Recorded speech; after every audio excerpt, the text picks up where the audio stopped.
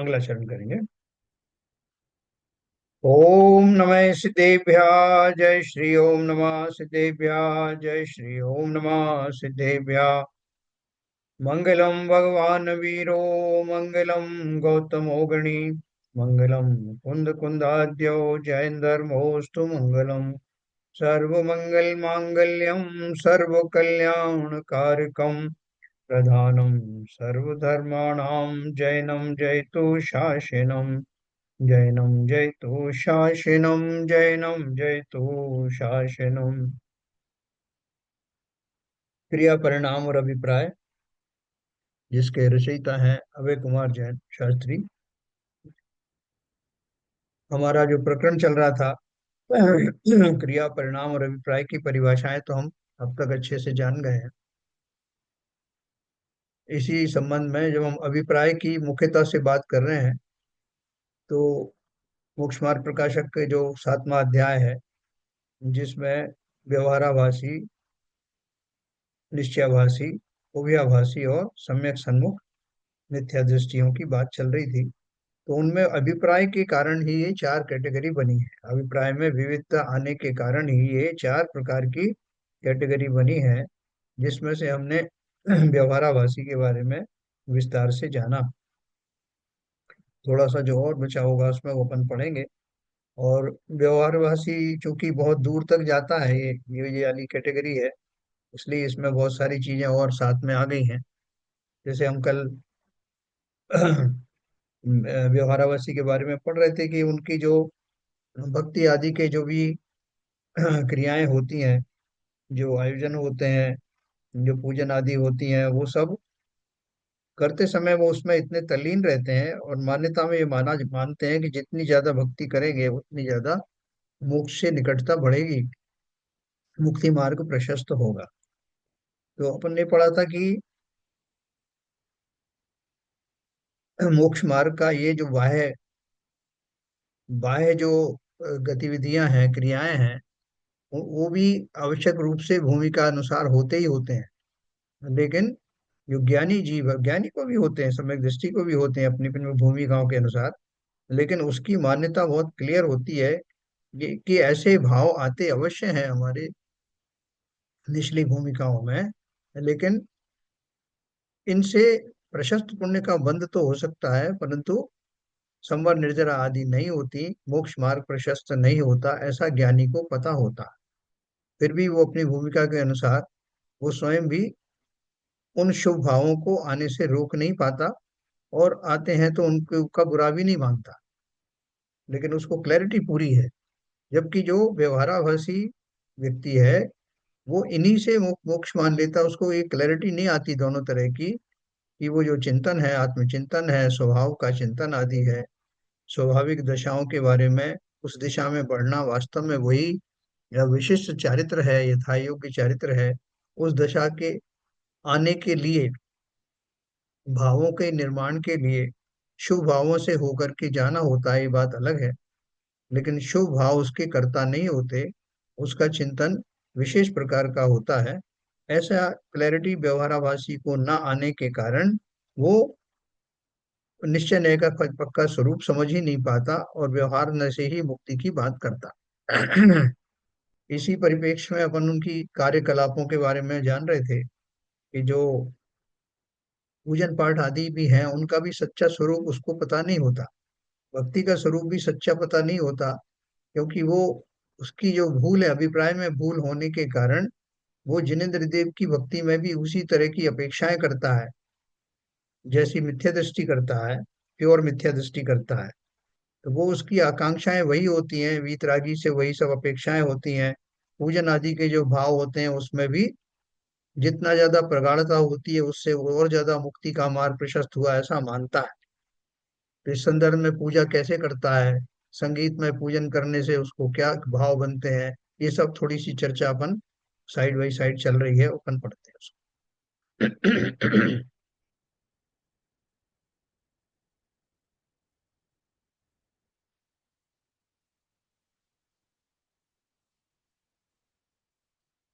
देखिए अपन ने पढ़ा था,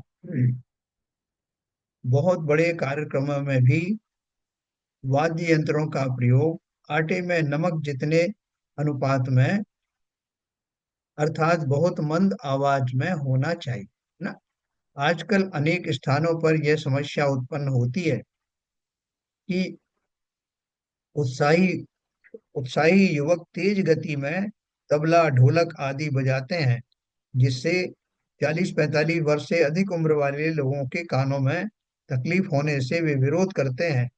स्थिति यहाँ तक पहुंच जाती है कि युवक उनकी सुनते नहीं और बुजुर्गों को सामूहिक पूजन में आना बंद करना पड़ता है। ऐसा बड़ी बड़ी जगहों पर होता है जहाँ बहुत ज्यादा समाज होती है।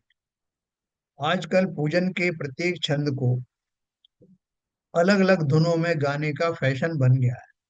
यह धुन बिठाने के लिए उसी धुन में प्रचलित भक्ति बोली जाती है, और उस भक्ति के बोल प्रसंग अनुकूल भी नहीं होते।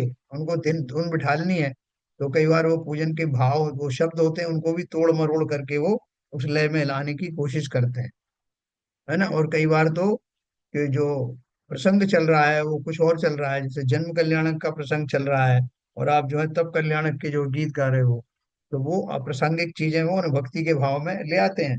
इसमें भी कुछ उदाहरण शायद आएगी। वह भक्ति भी सिनेमा के श्रृंगार पोषक गानों की तर्ज में होती है, जिसमें शालीनता का अभाव होता है। पूजन में तप कल्याणक के छंद की धुन बिठाने के लिए जन्म कल्याणक की भक्ति भी चलती है। तप कल्याणक की बात हो रही है और उस छंद पे धुन बिठाना है तो जन्म कल्याणक की बात आ जाती है। एक पंच कल्याणक महोत्सव में पांडुकशिला पर जन्माभिषेक के समय उत्साही युवा मंडली गाने लगी, होली खेले मुनिराज अकेले बन हैं। वो क्या प्रसंग चल रहा था? जन्माभिषेक का। जरा विचार कीजिए कि जन्माभिषेक के समय यह गीत गाने का क्या औचित्य है। वास्तव में बार बार धुन बदलने की आवश्यकता नहीं है। यह भी कर्णेंद्रीय विषय के लोभ का प्रतीक है है ना।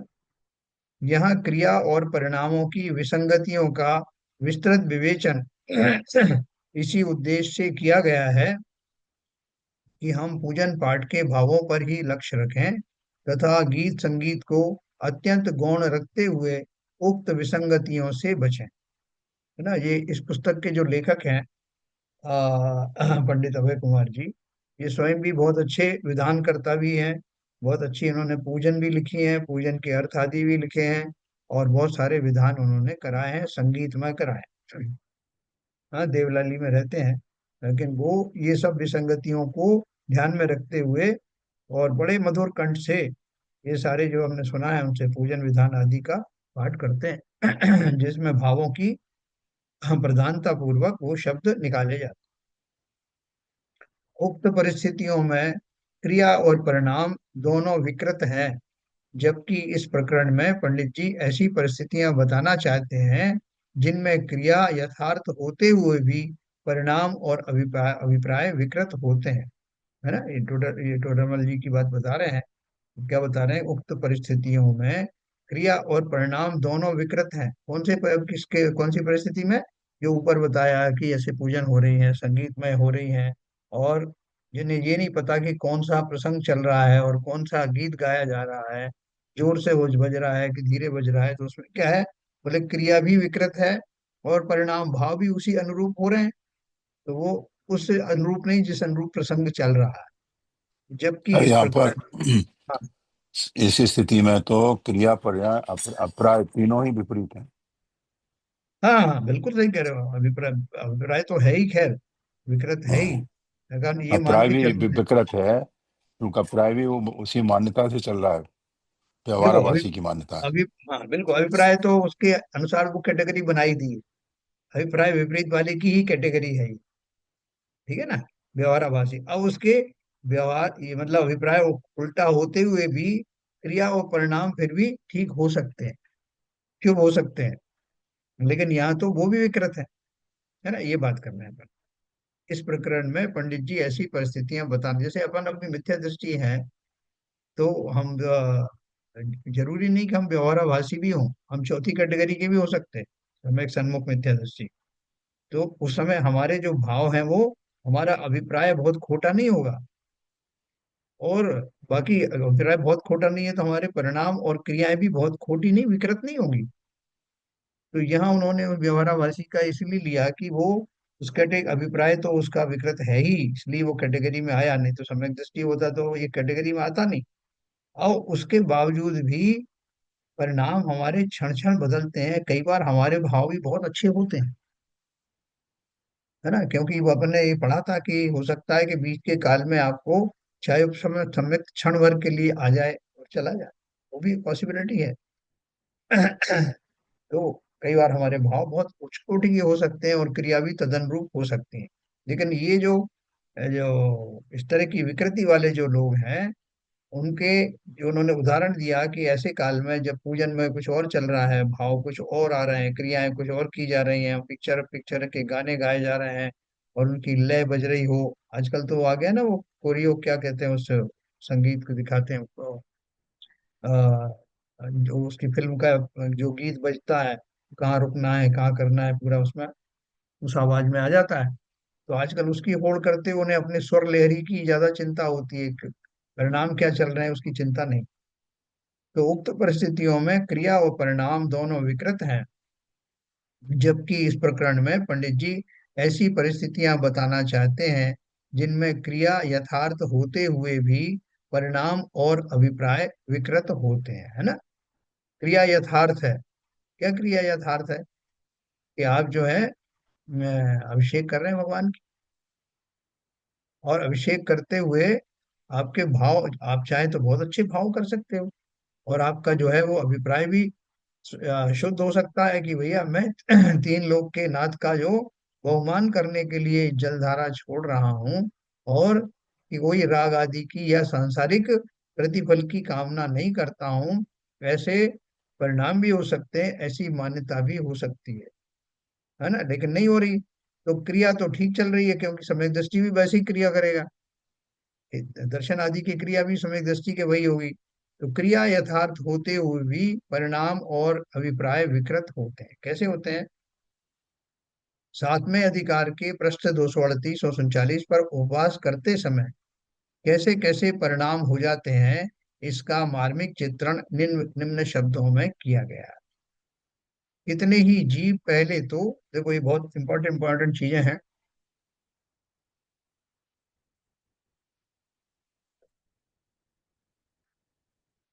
कितने ही जीव पहले तो बड़ी प्रतिज्ञा धारण करके बैठते हैं, परंतु अंतरंग में विषय कषाय वासना मिटी नहीं है, इसलिए जैसे तैसे प्रतिज्ञा पूरी करना चाहते हैं।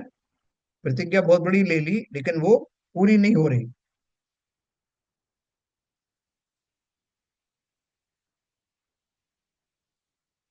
इसलिए जैसे तैसे प्रतिज्ञा, वहां उस प्रतिज्ञा के परिणाम,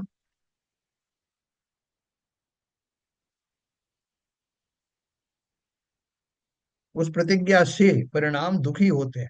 जैसे कोई बहुत उपवास कर बैठता है और पश्चात पीड़ा से दुखी हुआ रोगी की भांति काल गंवाता है ना। उपवास तो आपने धारण कर लिए साहब, ये पूरे 10 लक्षण पर्व के मैं 10 दिन उपवास करूंगा और निर्जला निर्जला करूंगा।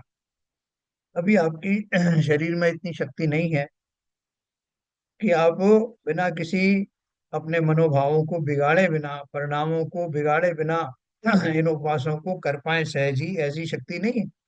तो क्या होगा? ये लिखा है, वहां उस प्रतिज्ञा से परिणाम दुखी होते हैं, जैसे कोई बहुत उपवास कर बैठता है और पश्चात पीड़ा से दुखी हुआ रोगी की भांति काल गंवाता है। आपने देखा होगा उनके चेहरे पे एकदम मुरझाहट आ जाती है, बोलते नहीं बनता। पूजन वूजन करना तो बहुत दूर की बात है।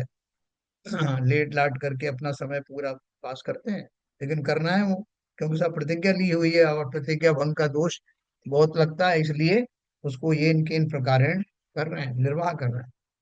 तो देखो क्या लिखा हमने, तो प्रथम ही सुधरती जाने उतनी ही प्रतिज्ञा क्यों ना ले, यानी जितनी मेरे से सध रही है उतनी ही प्रतिज्ञा लेना। तो कैसे लेना? अपने परिणामों को, अपनी शक्ति को पहले पहचान, है ना। कीजिए शक्ति प्रमाण, शक्ति बिना श्रद्धा धरे। तो वो शक्ति का, आप कहोगे कि शक्ति का पता कैसे करें? तो हर आदमी के लिए संभव है कि वो अपनी अपनी शक्ति टटोल सकता है। दुखी होने में आर्त ध्यान हो, उसका फल अच्छा कैसे लगेगा?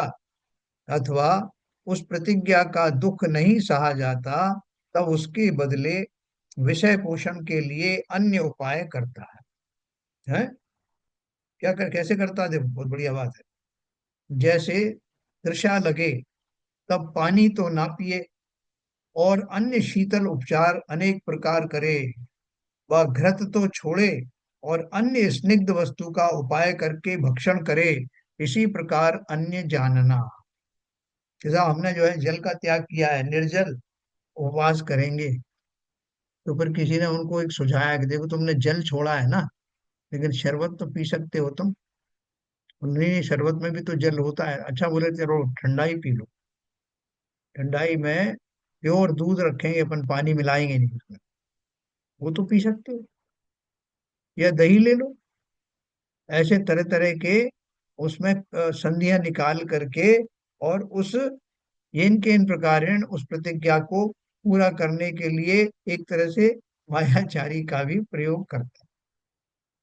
जैसे रात्रि भोजन का त्याग किया है, बोले रात्रि भोजन क्या होता है? बोले जब सूर्य दिखाई ना दे तो रात्रि हो जाती है, तो रात्रि का जो समय होने पे हम नहीं खाते। बोले सूर्य नहीं दिखाई दे और अर्थात लाइट जलने लगे हैं, तो समझ लेना रात हो गई। बोले हम लाइट ही नहीं जलाएंगे। तो फिर कैसे देखोगे? बोले हम क्या करते हैं कि बल्ब के ऊपर में एक छलनी रख देते हैं, तो उससे जो रश्मियां आती हैं, उससे हम कल्पना कर लेते हैं कि जैसे सूरज ही उदयमान है, और उन रश्मियों हम भोजन कर लेते हैं, तो हमें वो दोष नहीं लगता। ऐसी बहुत सारी युक्तियां निकालते हैं। हाँ? तो क्या बोल रहे हैं कि भूख प्यास लगे तो पानी तो ना पिए, अन्य शीतल उपचार अनेक प्रकार करे। ये बर्फ की थैली ले ली साहब, वो सिर पे रख ली, गले पे रख ली। तो वास्तव में तो क्या कर रहे हो? वो आपका जो उपयोग है, आपका जो भाव है, वो तो जल की का उपाय करना ही है, जल का प्रबंध करना जैसा ही है। इसलिए उसमें आपको पूरा दोष लगेगा। अब घी आपने मना कर रखा है, तो क्या करें? तो बोले साहब उन्हें मक्खन से काम चला लेंगे, ये अन्य कोई चिकनी पदार्थ ले लेंगे। तो इस प्रकार अन्य प्रकार से जानना। क्रिया और परिणामों का सुमेल कैसे होता है, इसका दिग्दर्शन करते हुए पंडित जी पृष्ठ 240 पर लिखते हैं। क्या लिखते हैं? सच्चे धर्म की तो यह आमनाय है कि जितने अपने रागादिक दूर हुए हों, उसके अनुसार जिस पद में जो धर्म क्रिया संभव हो, वह सब अंगीकार करे।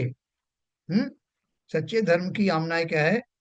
कि जितने अपने रागादिक दूर हुए हों, उसके अनुसार जिस पद में जो धर्म क्रिया संभव हो, वो सब अंगीकार करे। यदि अल्प रागादिक मिटे हों, तो निचले पद में ही प्रवर्तन करे, परंतु उच्च पद धारण करके नीची क्रिया ना करे। हाँ, इसका कोई उदाहरण बताओ।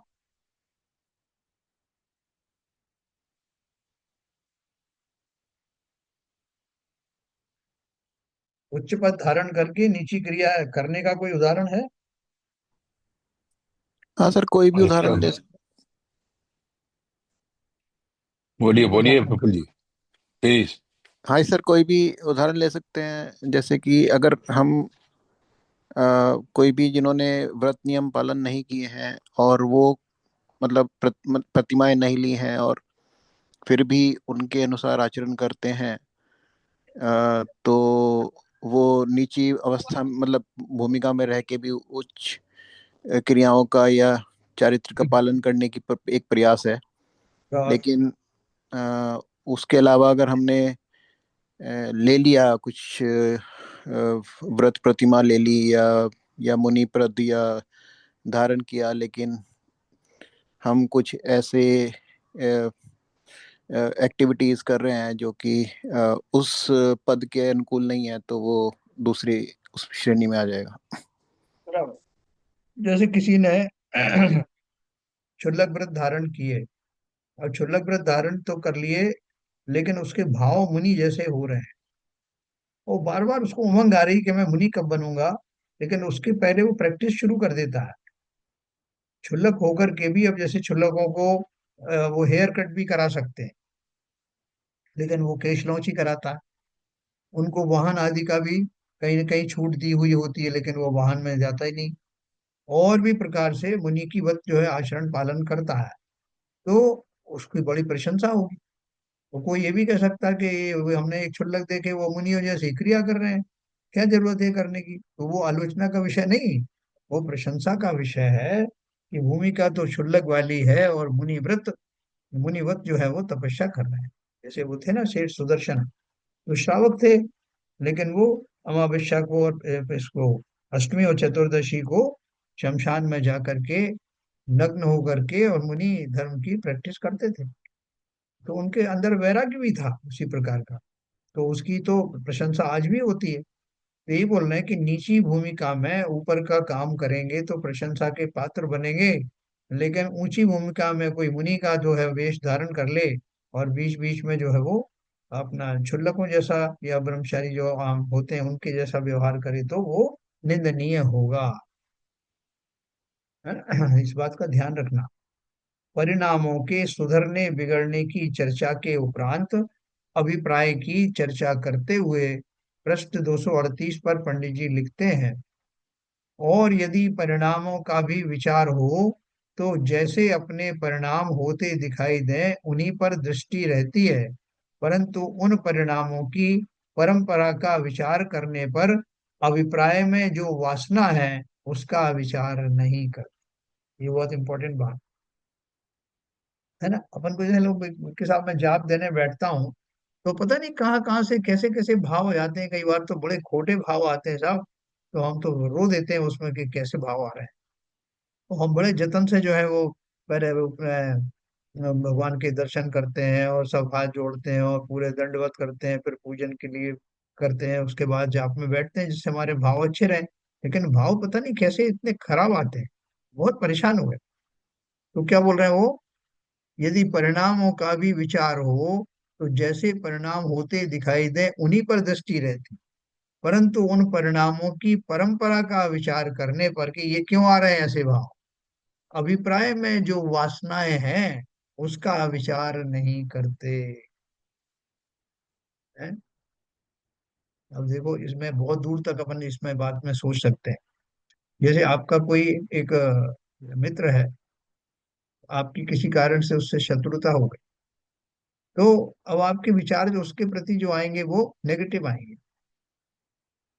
आप सोचोगे कि बार बार मेरे भाव नेगेटिव क्यों आ रहे हैं, और नेगेटिव आएंगे तो आप उसको जस्टिफाई करोगे, क्योंकि उधर से वो भी आपके खिलाफ नेगेटिव सोच रहा है। जिस समय आपके भाव जा रहे हैं टेलीपैथी से, उधर से भी नेगेटिव आ रही है, नेगेटिविटी। तो वहां से आ रहे हैं तो आपके भाव और नेगेटिव हो रहे हैं, आपके और नेगेटिव हो रहे हैं तो उसके भी हो रहे हैं। ये आदान प्रदान चल रहा है और आप उसके वशीभूत होकर के अपने परिणाम और बिगाड़ते जा रहे हैं। एक क्षण आपको लगा भी कि मेरे भाव बहुत खराब हो रहे हैं, तो इन भावों का कारण क्या है। तो अगर आपको ये फिलॉसफी मालूम होगी तो आप तुरंत समझ जाओगे कि मैंने ये माना कि अगर मुझसे किसी के अगर विचार नहीं मिलते कभी भी तो मेरा शत्रु है, मेरी ऐसी मान्यता है। इस मान्यता के फलस्वरूप इतनी सी ही तो बात है जिसके कारण से अगला व्यक्ति मुझे शत्रु दिखाई देने लगा। और संसार में है कौन किसका, ये क्षणिक भाव है, क्षणिक विचार हैं। आज मेरे विचारों से कोई सहमत है, कोई असहमत है, कल कोई दूसरी तरह का दृश्य प्रकट हो सकता है। ये सब तो दुनिया में ऐसे ही चलता है, लेकिन वास्तव में कोई शत्रु और मित्र होता नहीं।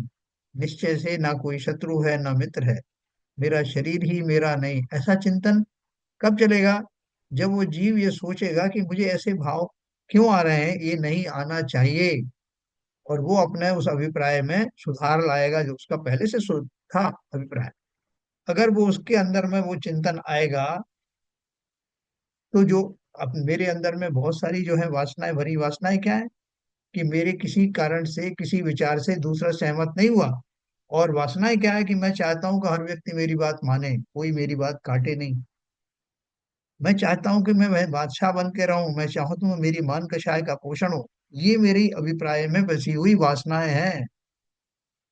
मुझे भौतिक सुख ऐसे चाहिए जिनका मेरा एकाधिकार हो।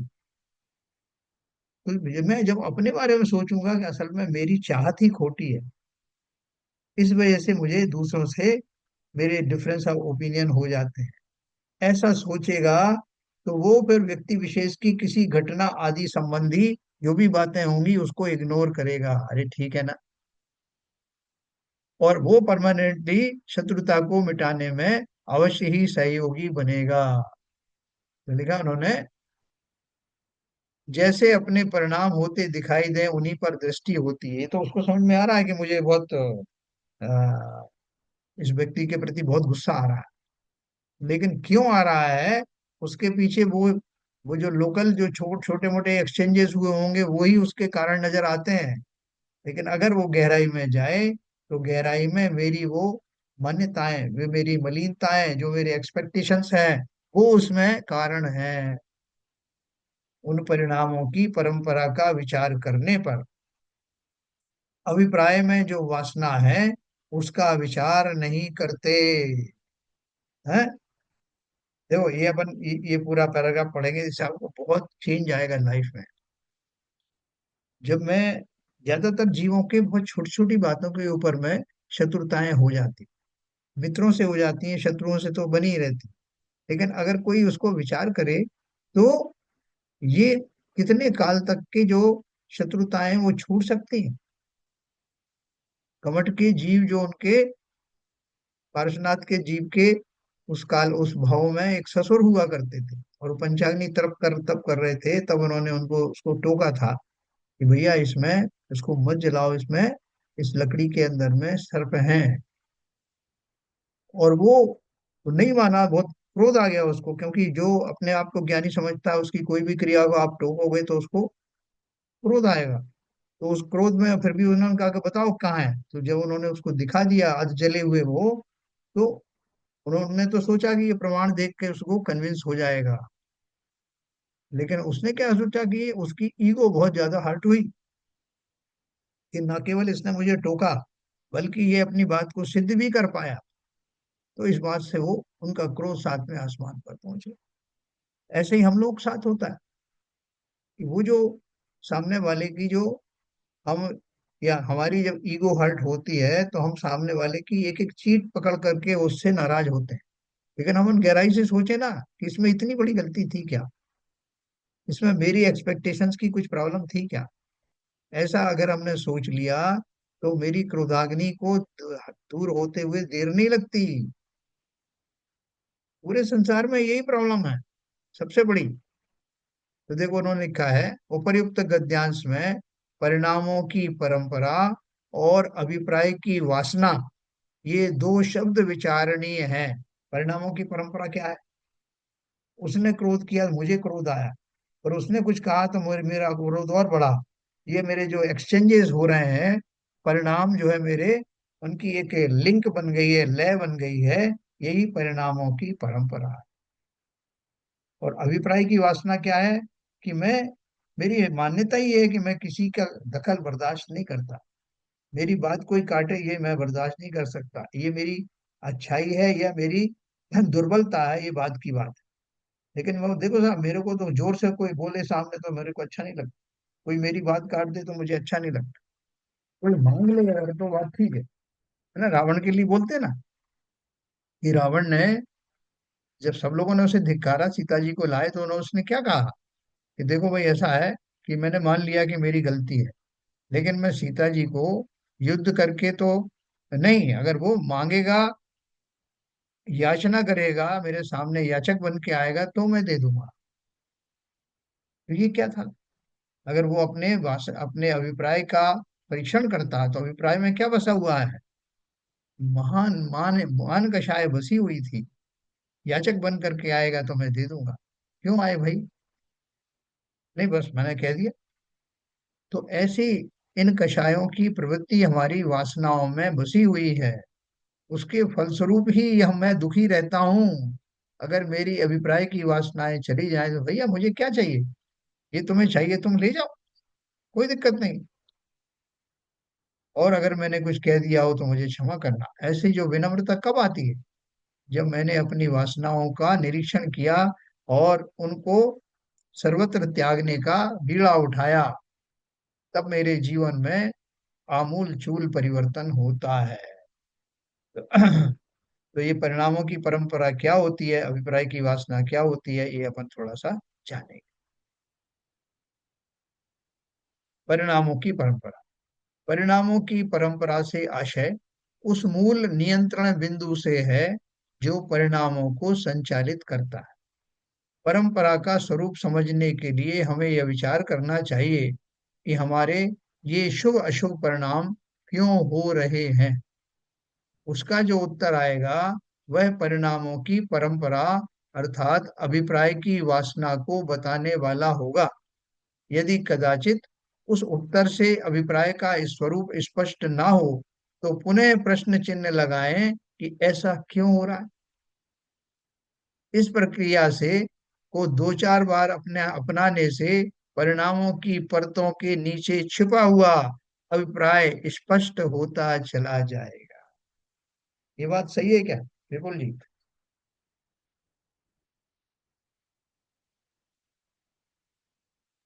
सर ठीक से समझ में नहीं आया प्रश्न।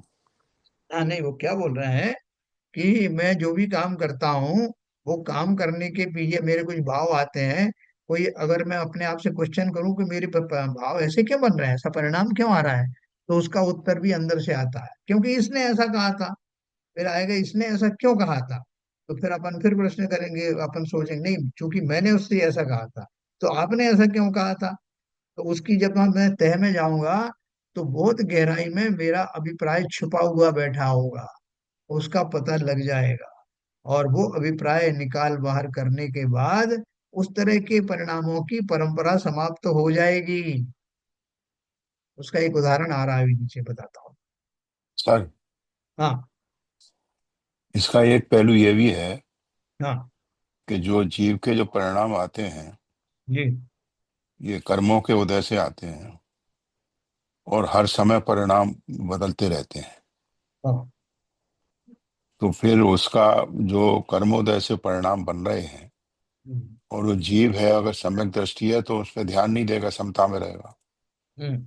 और अगर मिथ्यावादी है, मिथ्या दृष्टि है, हम्म। तो उसको रिएक्ट करेगा। तो इसको जो कर्म जनित परिणाम आ रहे हैं और उसको अभिप्राय का जो छुपा हुआ, जो आपने अभी पढ़ा है, इसका हम्म। सामंजस्य कैसे बैठाएंगे? हम्म। देखो, ये आपने क्वेश्चन पहले भी पूछा था कि जो कर्म कर्म जो आ रहे हैं, वो कर्म तो जिस हिसाब से आ रहे हैं उसी हिसाब से भाव हो रहे हैं जीव के। उनमें अगर सम्यक दृष्टि हुआ तो वो थोड़ा बहुत अपना कंट्रोल कर सकता है, बाकी मिथ्या दृष्टि जीव के तो जैसे परिणाम आ रहे हैं वैसे रिएक्ट भी करेगा। और जी। फलता है उसकी वो परंपरा कभी छूटेगी नहीं, है ना। जी। तो वो मिथ्या दृष्टि जीव, इसका अर्थ ये रहा कि वो सदा काल उन कषायों का दास रहेगा और उन परिणामों से कभी मुक्त होगा ही नहीं, और वो फिर मिथ्या दृष्टि ही बना रहेगा, है ना। ऐसा अपना इससे कंक्लूजन निकलता है, लेकिन मैं आपको बताता हूँ। क्रिया परिणाम और अभिप्राय में उत्तरोत्तर सूक्ष्मता बताते समय पृष्ठ 34 पर उक्त प्रक्रिया को धन कमाने के उदाहरण से समझाया जा चुका है। यहाँ पुनः एक उदाहरण से यह बात और अधिक स्पष्ट की जा रही है। मान लीजिए कोई व्यक्ति प्रतिदिन जिनेंद्र पूजन करता है। इस संबंध में उससे पूछे गए प्रश्नोत्तरों का स्वरूप कुछ इस प्रकार होगा। आप प्रतिदिन पूजन क्यों करते हैं? यह हमारा रोज पूजन करने का नियम है इसलिए करते हैं। आपने यह नियम क्यों लिया? हमारे पिताजी अंतिम समय में कह गए थे कि ये मंदिर वेदी पूर्वजों ने बनवाई है, अतः यहाँ रोज पूजन करना, इसीलिए हमने यह नियम लिया। क्या आप पूज्य और पूजा के स्वरूप में कुछ जानते हैं? हमें ये जानने की फुर्सत ही कहाँ है। ये सब जानना तो आप जैसे पंडितों का काम है। हम तो अपने नियम का ईमानदारी से पालन करते हैं। उक्त प्रश्नोत्तरों से स्पष्ट होता है कि वह व्यक्ति मात्र नियम पालन से ही संतुष्ट है। तत्व समझने से उसे कोई प्रयोजन नहीं है। यह संतुष्टि और अनध्यवसाय भाव ही उसका विपरीत अभिप्राय है। उसका अभिप्राय में क्या बस रहा है? अभिप्राय में उसकी मान्यता क्या है? उसको पूजन संबंधी परंपरा, विवेक, हाँ, उसको विवेक नहीं है कि पूजन क्यों की जाती है। परंपरा, परंपरा बसी हुई। चली आ रही है। किसी ने कह दिया पिताजी ने कि अपने दादाजी ने बनवाई थी वेदी, तो यहाँ पूजन जरूर करना, तो कर रहे हैं। अब पूजन कर रहे हैं तो पूजन के क्या भाव होना चाहिए, पूजन में क्या आता है, इससे उसे कोई मतलब नहीं, और ना ही उसका पछतावा है कि उसके भाव आदि उसको विश्लेषण करने का, या पूजन क्यों हो रही है जानने के लिए जरूरत कहाँ है। अपनी वो उस पुरखों की जो आज्ञा है उसका पालन कर रहा है, भली बात, जिसके इससे वो पूर्ण आश्वस्त और संतुष्ट है। और यही जीवन में करना है कि बुजुर्गों की आज्ञा का पालन करना, ये उसका अभिप्राय है। भले ही वो अभिप्राय खोटा क्यों ना हो, उस अभिप्राय के को वो गलत नहीं समझता, और पूरी श्रद्धा और निष्ठा से उसका परिपालन कर रहा है, और उसको जरा भी पता नहीं कि उसमें कुछ गलती। तो ये अभिप्राय की भूल है जो क्वेश्चन करने के बाद मालूम पड़ा, और बहुत तन्मय होकर करता है। तो दूसरा व्यक्ति जो है वो बहुत ज्ञानी भी है, लेकिन उतना तन्मय होकर दिखाई नहीं दे रहा जितना ये दिखाई दे रहा। तो इसलिए वो जो अभिप्राय है वो बहुत छुपा हुआ होता है अंदर से। मैं बार बार अभिप्राय के लिए आपको उसकी वो शकुनी मामा का उदाहरण देता हूँ ना, कि उसकी सारी क्रिया और सारे परिणाम ये बात इसी बात की ओर इशारा करते हैं कि वो कौरवों का बहुत सगा मित्र था। लेकिन जब मालूम पड़ा कि उसके अंदर में क्या था, अच्छे अच्छे नहीं पता लगा सकते कि उसके परिणाम, उसके अभिप्राय में क्या बस रहा है ना। तो ये उससे क्वेश्चन भी पूछते तो वो ऐसी तरह के क्वेश्चन देता, आप उसके अभिप्राय का पता नहीं लगा सकते। तो यहाँ उन्होंने देखो अभिप्राय के बारे में ये क्यों बता रहे हैं कि हम अपने अभिप्राय का स्वयं पता लगाएं, दूसरे की जगह अभिप्राय का पता लगाने की जरूरत नहीं, हमें अपने अभिप्राय का पता लगाना। क्योंकि मुक्ति मुझे करनी है, मुझे मोक्ष जाना है, सुखी मुझे होना है, इसलिए अपना ही पोस्टमार्टम करना। उक्त प्रश्नोत्तरों का दूसरा रूप इस प्रकार भी हो सकता है। आप प्रतिदिन पूजन क्यों करते हैं? पाप से बचने के लिए तथा पुण्य कमाने के लिए करते। आप पाप से क्यों बचना चाहते हैं और पुण्य क्यों कमाना चाहते हैं? पाप के फल में नरकादि गतियों में दुख भोगना पड़ता है, इसलिए हम उनसे बचना चाहते हैं, तथा पुण्य से स्वर्ग और मोक्ष की प्राप्ति होती है, इसलिए हम पुण्य करना चाहते हैं। उपर्युक्त प्रश्नोत्तर से स्पष्ट है कि वह जीव प्रतिकूल संयोगों में दुख तथा अनुकूल संयोगों में सुख और पुण्य भाव में धर्म मानता है। यह मान्यता ही अभिप्राय की विपरीतता है। यदि सम्यक दृष्टि से यही प्रश्न पूछा जाए तो उनका उत्तर क्या होगा? अनंत भगवान पूर्ण वीतरागी और सर्वज्ञ हैं। उनके गुणगान के माध्यम से उनका समागम किए बिना मुझसे रहा नहीं जाता, क्योंकि उनके समागम से मुझे अपने स्वरूप की रुचि पुष्ट होती है। इसलिए मुझे उनके दर्शन पूजन का भाव सहज ही आता है, आए बिना रहता नहीं। ज्ञानी के उक्त उत्तर में उनकी स्वरूप की रुचि तथा शुभ भाव का भी सहज ज्ञातृत्व झलकता है। यही सम्यक अभिप्राय। क्या अभिप्राय उसका है? एक तो उसकी रुचि तो दिख ही रही कि क्या रुचि है उसकी, और वो जो रुचि के अनुसार उसके जो शुभ भाव हो रहे हैं, वो शुभ भाव भी कौन से प्रकार के हैं? उन शुभ भाव के पीछे देखो, शुभ भाव तो उसके भी हो रहे हैं, वो जो अपना परंपरा से पुरखों का कहना मान करके पूजन कर रहा है, उसको भी किंचित पुण्य आदि का बंध तो हो ही रहा है, कि एकाग्र होकर उपयोग को लगा करके कर रहा है। लेकिन मान्यता वाली गलत हो रही, यहाँ क्या हो रहा है? यहाँ भी शुभोपयोग लग रहा है, उसका रुचि का तीव्र प्रदर्शन हो रहा है, लेकिन अभिप्राय में क्या बस रहा है कि मैं उन पूर्ण भगवान पूर्ण वीतरागी सर्वज्ञ हैं, उनके गुणगान के माध्यम से मैं भी अपना हृदय साफ करना चाहता हूँ, अपने स्वरूप में जाना चाहता हूँ, ये उसका अभिप्राय है।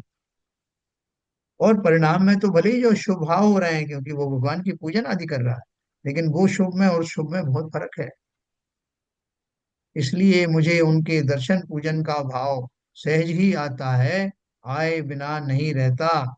ज्ञानी के उक्त उत्तर में उनकी स्वरूप की रुचि तथा शुभ भाव का भी सहज ज्ञातृत्व और अकर्तृत्व क्यों है उसका? क्योंकि मैं कर सकता हूँ वो वाली बात नहीं है। भाव आता है तो भाव तो मेरी आत्मिक दशा है, यही सम्यक अभिप्राय है ना। दो तरह के अभिप्राय बताए आपको।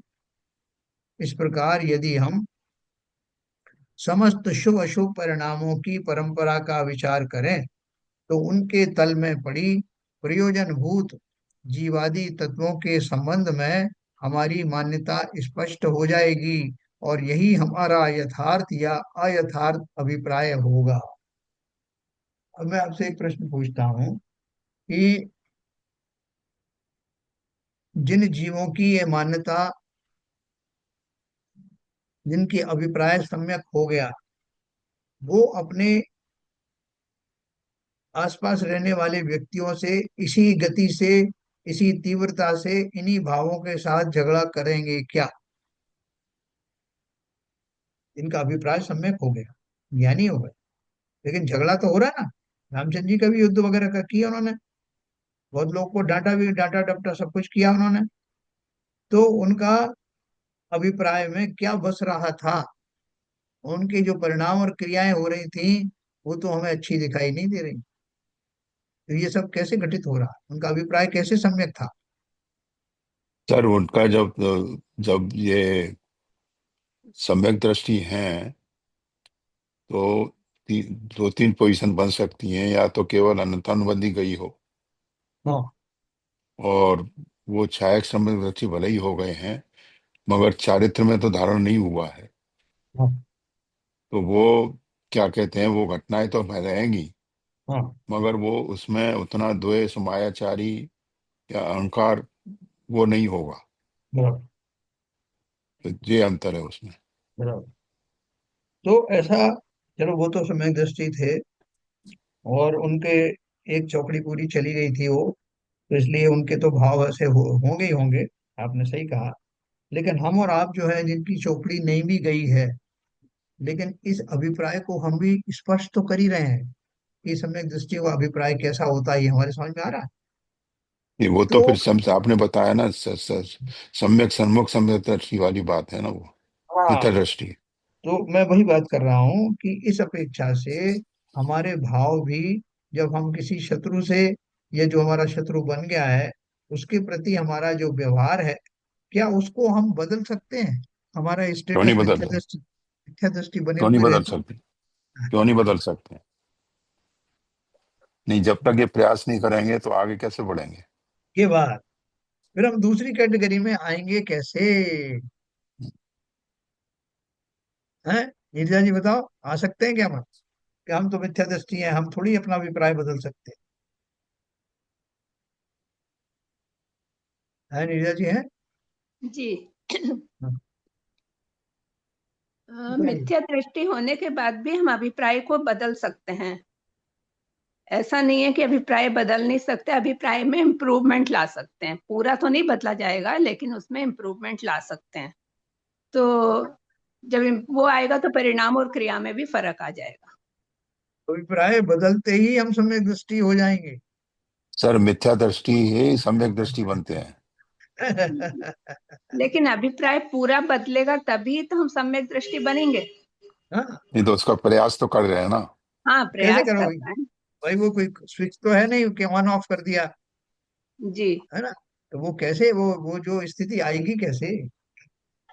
प्रयास से ही आएगी वो, हाँ, यानी स्वाध्याय से आएगी। पहले तो ये विश्वास होना कि मेरा अभिप्राय अभी सम्यक नहीं है, जी। और सम्यक अभिप्राय ये होता है, ऐसी जी। मान्यता होना, वही जो है शुरुआत है, तभी हाँ, मान्यता यही वास्तव में। यही चेकलिस्ट है। बिल्कुल सही। बहुत बढ़िया शब्द बोला, चेकलिस्ट। है ना? तो ये अपन को प्रयास अभी से करना है, इस भरोसे मत बैठना कि भैया हम तो मिथ्या दृष्टि हैं। अरे मिथ्या दृष्टि ही तो सम्यक दृष्टि बनता है ना? तो हम तो वो रॉ मटेरियल है, हमको अपने आप को पॉलिश करना है। और इतना हमको जब अभिप्राय के बारे में समझ में आ रहा है, खोटा अभिप्राय क्या होता है, सम्यक अभिप्राय क्या होता है, और ये हमारा अभी तक इतनी भूल है, ये सब बातें हमको समझ में आ रही हैं। इसका अर्थ ही ये है कि हम निकट भव्य अवश्य हैं, और बहुत जल्दी हमें सम्यक दर्शन की प्राप्ति होने वाली है। इस भाव में हो जाए तो बहुत अच्छा है। इस भाव में ना भी हो तो ये संस्कार बेकार जाने वाले नहीं। इसलिए जितना प्रयास कर सकते हो वो करके जाना। क्या पता अगली पर्याय हमारी ऐसी अनुकूल पर्याय ना हो। तो यहाँ से पूरा संस्कार इकट्ठे करके लेके जाना। तो अगर हम जो है त्रियंच आदि गति में भी चले गए तो पहले तो ऐसी त्रियंच गति मिलेगी, सैनी पंचेंद्री की मिलेगी, और वहां भी सम्यक दर्शन की प्राप्ति हो सकती है। इसलिए कसर मत छोड़ना। इस जीवन के जितनी सांसें बाकी हैं उनमें जितना बटोर सकते हो उच्च कोटि के संस्कारों को अपनी रुचि पूर्वक इकट्ठा करके जाना। क्या पता किस क्षण हमारे हमको जो है हॉस्पिटलाइज होना पड़े, किस समय हमारी सारी संज्ञा शून्य हो जाए, किस समय हमारी इस देह छूट जाए, किस समय इस देह में ऐसी स्थिति आ जाए कि हम कोमा में चले गए, घिसट घिसट के जी रहे। ये कभी भी हो सकता है। उसके पहले एक घड़ी मत विसरो करो नित आव जम मुख बीच में। जब तक हम स्वस्थ हैं, उस स्वस्थ पने से हम लोग बोलते हैं भैया जब तक स्वस्थ हैं तब तक खाओ पियो मौज कर लो, है साथ क्या जाएगा। ऐसे भी जीव हैं। उसको उल्टा बोलो कि जब तक स्वस्थ हो तब तक अपना उच्च कोटि के संस्कारों का ग्रहण कर लो, बाद में तो ये समय मिलेगा नहीं। बहुत उत्तम पर्याय मिली है। सर्व तरह से सब प्रकार से उत्तम पर्याय के धारी हम हैं। कितने समय तक ये देह और ये रुचि हमारी बनी रहेगी इसकी भी गारंटी नहीं। इसलिए जितना समय आपको भाव आए उन भावों को एनकैश कर लेना। ठीक है ना। तो देखो एक प्रश्न सर एक आपने नहीं बता। हाँ बोलिए। एक थोड़ा सा क्लैरिफिकेशन इसमें ये चाहिए था कि जो तीन संभावनाएं जो पंडित जी ने ऊपर बताई, जी। अ, उसमें जो थर्ड वन है वो तो क्लियर हो गया, वो तो सम्यक दृष्टि का तो वो तो उत्कृष्ट है ही, मतलब वो तो सबसे बेस्ट है। हाँ लेकिन जो पहली दो हैं सिचुएशंस, एक में पूर्वजों की मान्यता के अनुसार वो कर रहा है और दूसरे में वो पुण्य के कमाने के लिए और पापों से बचने के लिए कर रहा है, जी। तो उन दोनों में बेटर कौन सी है? और उन दोनों में बेटर आप तो उसके हिसाब से बेटर से अपने को कुछ फायदा नहीं होगा उसका एनालिसिस करने से, क्योंकि दोनों ही आ, अगर मुक्ति के मार्ग के हिसाब से देखो तो दोनों मान्यताएं खोटी हैं। लेकिन हाँ इसकी अपेक्षा से अगर आप देख रहे हो कि वो पहला वाला तो खाली अपना वो पुरखों का जो आज्ञा है उसका पालन करने मात्र का उसका नियम है, तो उसको उतनी क्लैरिटी भी नहीं होगी पूजन आदि क्या कर रहा है क्या नहीं कर, उसमें क्या गुणगान है नहीं है उसको कुछ पता नहीं, खाली वो पाठ पढ़ रहा है। एक उससे ही दूसरी कैटेगरी वाला थोड़ा तो बेटर है, क्योंकि वो जो उनका गुणगान तो कर ही रहा है ना, और गुणगान कर रहा है और पुण्य रूप से कर रहा है कि उसके पुण्य आदि का बंध होगा। ये सब खोटी गतियों के बारे में उसको ज्ञान है कि कौन सी गतियां खराब है कौन सी अच्छी है। इसलिए उससे किंचित बेटर तो कह सकते हो आप कंपेयर करो तो। लेकिन लेकिन सर इसमें इसमें सर एक एक एक पर्सपेक्टिव ये भी हो सकता है कि जो सेकंड वाला है वो तो निदान के रूप में कर रहा है, और जो पहले वाला है वो निर्विकल्प भाव से कर रहा है। ठीक है, उसको नहीं पता स्वरूप, ठीक है उसको, बट वो किसी भी निदान के रूप में नहीं कर रहा है। और तो वो उस पर्सपेक्टिव से वो निर्विकल्प दशा कुछ हद तक हो सकती है। नहीं, देखो उसको तो कुछ एबीसीडी नहीं मालूम, वो तो बिल्कुल जैसे कोई भी श्रावक ही नहीं है, नॉन जन है। एक आपने किसी आदमी को रख दिया आपने ड्यूटी पे ऊपर के भाई ये तो हमारी तरफ से पूजन करना है, हमको 10 रुपए देंगे हर पूजन के। तो उस टाइप की उसके भाव हैं कि मेरे को एक आज्ञा मिली इसलिए कर रहा हूँ। तो उसमें किंचित भी उसकी रुचि का होना या संसार के पुण्य और पाप क्या होते हैं गतियां क्या होती हैं इसका कभी उसको कुछ पता ही नहीं चलेगा, जबकि इस व्यक्ति को तो काफी सर कुछ पता चल रहा है। हाँ बोलिए। सर इसमें जो दूसरी वाली स्थिति है हाँ उसमें मैं कमेंट करना चाहूंगा हाँ कि जो निदान पूर्वक कर रहा है, और अगर वही पूजन वो बिना निदान के करे तो जो पुण्य बनेगा, तो पहला पुण्य तो जस्ट कॉमन पुण्य होगा, दूसरा पुण्य उसका प्रशस्त पुण्य बनेगा। हाँ, इस प्रक्रिया में भी उसका जो है पुण्य बंध तो किंचित होता है, ऐसी बात नहीं कि नहीं होगा। वो पहले नहीं वाली दूसरे कैटेगरी वाले वाले का नहीं होगा। हाँ। नहीं दूसरे वाली क्रिया में जो विपुल जी ने प्रश्न उठाया, बहुत वाजिब प्रश्न है कि जो वो पूजा कर रहा है वो पुण्य कमाने के निदान से कर रहा है। तो अगर पुण्य कमाने के निदान से करेगा तो थोड़ा बहुत तो पुण्य बनेगा। अगर वही पूजा बिना निदान के करेगा तो उसको प्रशस्त पुण्य बनेगा, जो मेरा कहने का मतलब। वो तो बिल्कुल सही है आपकी बात। वो बिना निदान के तो तभी करेगा जब वो उसका अभिप्राय सम्यक होगा। हम्म। अभिप्राय सम्यक हुए बिना तो कहीं ना कोई वांछा अवश्य रहती है। नहीं तो जो सम्यक सन्मुख मिथ्या दृष्टि है वो भी तो बिना निदान के पूजन कर सकता है ना। हाँ, वो करता है, मतलब वो अपन तो उसको बिल्कुल सम्यक के पास ही आ गया उसकी बात कर रहे हैं, लेकिन बाकी मैं इन मैं जनरल। उसी मैं उसी मैं उसी कैटेगरी की बात कर रहा हूँ। मैं सम्यक दृष्टि होगा तो सारे प्रश्न ही खत्म हो जाएंगे। हाँ। मगर सम्यक सन्मुख मिथ्या दृष्टि है, हाँ। वो बिना निदान के और अच्छे भाव से पूजा कर रहा है, तो उसका जो पुण्य बनेगा वो क्या कहते हैं, वो इस हाँ, कैटेगरी में आएगा, ये कहने का मतलब।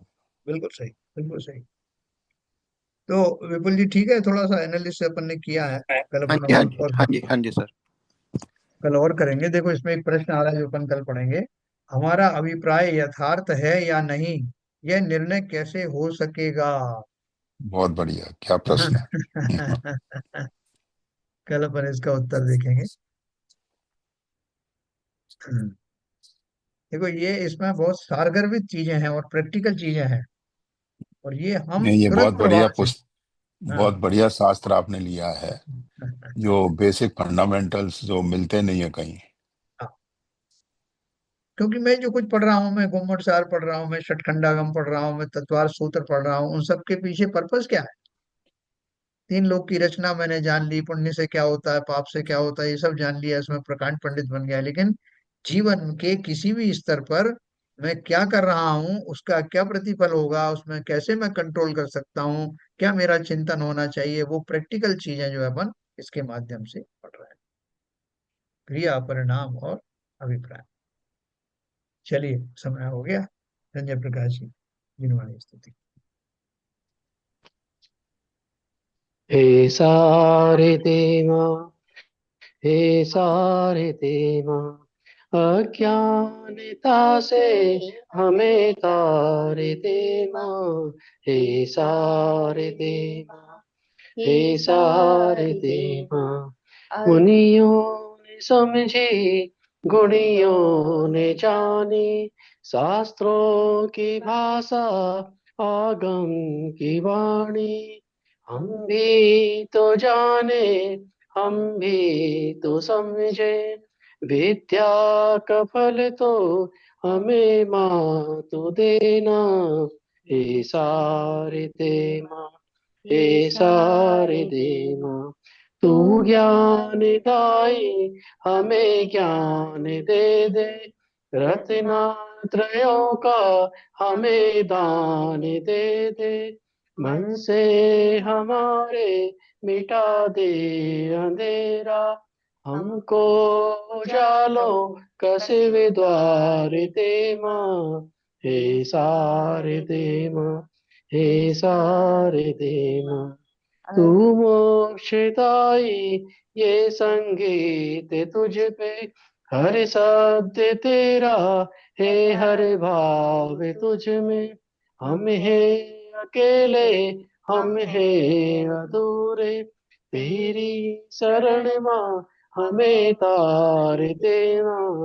हे सारे देना, हे सारे देना, अज्ञानता से हमें तार देना। हे सारे देना, हे सारे देना। जिनवाणी माता की जय। जय। कार्य सर।